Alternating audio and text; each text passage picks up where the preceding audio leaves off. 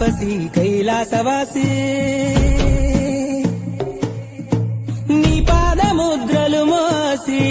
పొంగిపోయినదే పల్లె కాసి సుకుల సుఖాని దారిగా సుఖలతి వాసి నీదిగా చూడసక్కని సామి దిగినాడు రాయే సేరా ఊరు వాడా దండోరా